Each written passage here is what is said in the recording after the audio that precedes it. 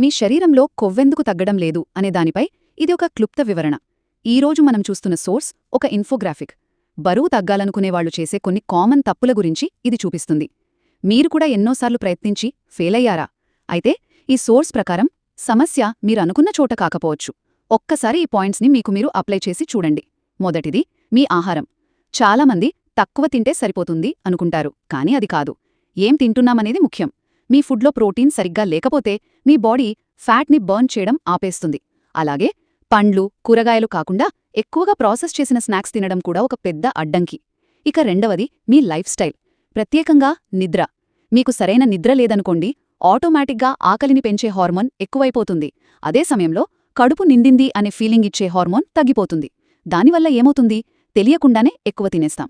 చివరగా మీ మానసిక ఆరోగ్యం. మీరు కంటిన్యూస్గా స్ట్రెస్లో ఉంటే మీ బాడీలో కార్టిసాల్ అనే స్ట్రెస్ హార్మోన్ పెరుగుతుంది. ఈ హార్మోన్ మీ శరీరాన్ని ఫ్యాట్ నిల్వ చేసుకునేలా చేస్తుంది, ముఖ్యంగా పొట్ట చుట్టూ.